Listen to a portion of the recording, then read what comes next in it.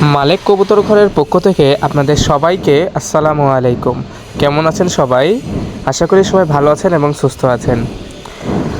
দেখতে পাচ্ছেন আমার কবুতরগুলো কতটা স্বাচ্ছন্দ্যে এবং কতটা উৎফুল্লভাবে ঘুরে বেড়াচ্ছে।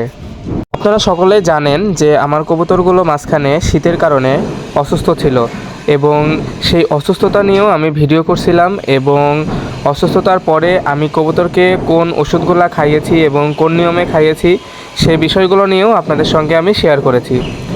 তো আল্লাহর অশেষ রহমতে এবং আপনাদের দোয়াতে আলহামদুলিল্লাহ আমার লফটের সকল কবুতরগুলো এখন সুস্থ আছে। অবশ্যই শীতের মধ্যে আরও নিবিড় যত্নের মধ্যে কবুতরগুলোকে রাখতে হবে। দেখা যায় লফটের কবুতরগুলো সবচেয়ে বেশি অসুস্থ হয় শীতের মধ্যে। তো অবশ্যই এই কথাটি আমি বারবার আপনাদের বলি যে শীতের মধ্যে কবুতরগুলোকে সঠিক পরিচর্যা এবং নিবিড় পরিচর্যার মধ্যে রাখা লাগবে। তাদের কখন খাবার দিচ্ছেন, কিভাবে তাদেরকে রাখতেছেন বা রাতের বেলায় তাদেরকে কিভাবে থাকতে দিচ্ছেন সেই বিষয়টা খুবই জরুরি।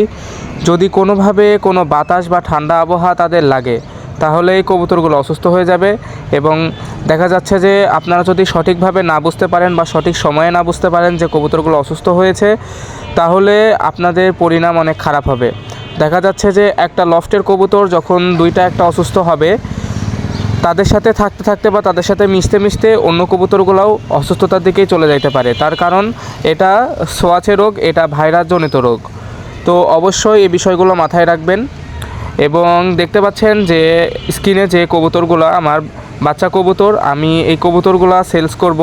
আপনারা যারা কবুতরগুলো নিতে আগ্রহী তারা স্ক্রিনে দেওয়া নাম্বারে যোগাযোগ করবেন এবং স্ক্রিনে দেওয়া নাম্বারে হোয়াটসঅ্যাপ আছে, আপনারা হোয়াটসঅ্যাপেও SMS দিতে পারেন বা কল দিতে পারেন। আমরা কুরিয়ারের মাধ্যমে সারা বাংলাদেশে কবুতর ডেলিভারি দিয়ে থাকি এবং অবশ্যই অন্যান্য জায়গার থেকে আমাদের কাছে অনেকটা কম দামে পাবেন এবং হেলদি এবং সুস্থ বাচ্চা পাবেন ইনশাআল্লাহ।